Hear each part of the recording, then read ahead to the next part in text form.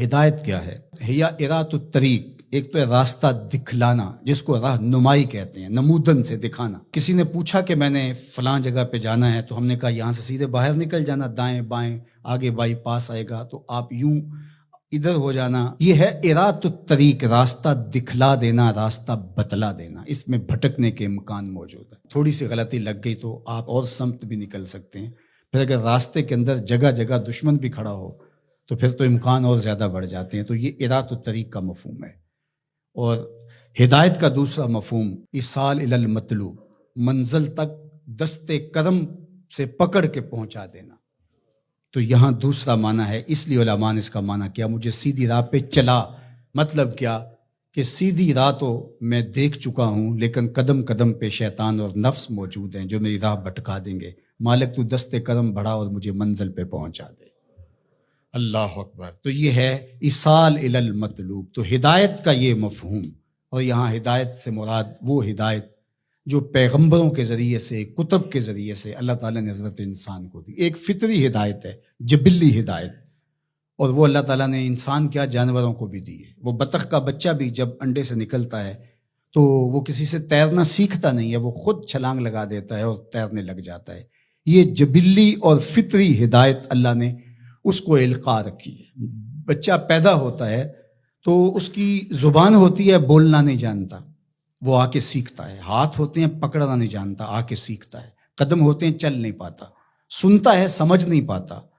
دیکھتا ہے، پہچان نہیں پاتا۔ یہ ساری چیزیں تدریج سے سیکھتا ہے۔ لیکن بچے نے ماں کی چھاتی سے دودھ کیسے لینا ہے تو یہ اس کو جبلتاً بتایا جاتا ہے، چونکہ اس کی پہلی ضرورت ہے، باقی چیزیں وہ آ کے سیکھتا ہے۔ اسی طرح خیر اور شر، یہ بھی اللہ تعالیٰ نے القاء کیا ہے انسان کو۔ پیغمبروں نے آ کے راستے اجالے، لیکن اچھائی کیا ہے، برائی کیا ہے، یہ انسان کو پتہ ہے۔ کسی کو تھپڑ مارنا بری بات ہے، یہ کہیں سے اس نے نہ بھی پڑھا ہو، کسی نے استاد نے نہ بھی بتایا ہو، یہ اس کا ضمیر بتاتا ہے کہ یہ غلط ہے۔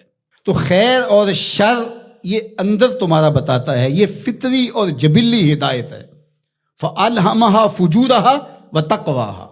اللہ اِنَّا هَدَيْنَاهُ السَّبِيلَ إِمَّا شَاكِرًا وَإِمَّا كَفُورًا۔ یہ فطری جبلی ہدایت ہے، لیکن انسان کے لیے وہ کافی نہیں ہے۔ اس لیے اللہ کی بارگاہ میں عرض گزار ہوا، اہدنا الصراط المستقیم۔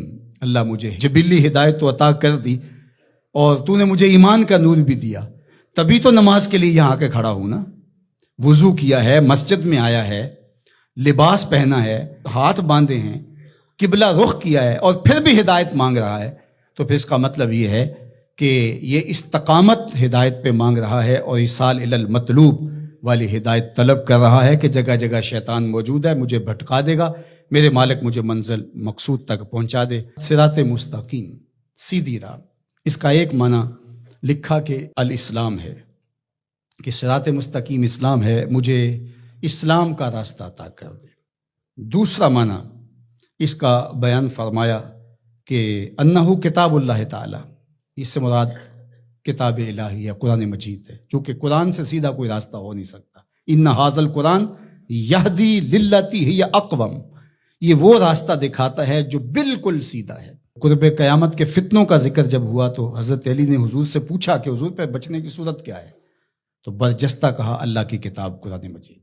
تیسرا معنی انہ الطریق الہادی الی دین اللہ تعالی، یہ اللہ کے دین کی طرف جو راستہ ہے، وہ راستہ اللہ کے حضور اتنی تمہید کے بعد مانگا گیا تاکہ میں خیر کی راہوں پہ رہوں اور میری مدد نصرت مالک تیرے کرم پہ رہے۔ یہ حضرت عبداللہ ابن عباس رضی اللہ تعالیٰ عنہ کا قول ہے، اور فرماتے ہیں کہ یہ وہ راستہ لا عوج فیہ، جس میں کوئی ٹیڑھا پن نہیں ہے، مستقیم بالکل، اور یہ اعتدال کا راستہ ہے، نہ افراط کا راستہ نہ تفرید کا راستہ، یہ بالکل معتدل راستہ ہے۔ اور پھر چوتھا قول جو حضرت حسن بصری اور ابو العالیہ رضی اللہ تعالی عنہ کا ہے، وہ فرماتے ہیں صراط مستقیم سے مراد ہوا رسول اللہ صلی اللہ علیہ وآلہ وسلم۔ کہا کہ نمازی نماز میں کھڑے ہو کے ہاتھ باندھ کر کے کہتا ہے مالک مجھے محبوب کی دہلیز نصیب کر دے، مجھے محبوب کی چوکھٹ نصیب کر دے، کیونکہ اگر یہ در نصیب ہو گیا تو خدا کا گھر نصیب ہو گیا۔ بخدا خدا کا یہی ہے در، نہیں اور کوئی مفر مکر، جو وہاں ہو یہیں آ کے ہو، جو یہاں نہیں وہ وہاں نہیں۔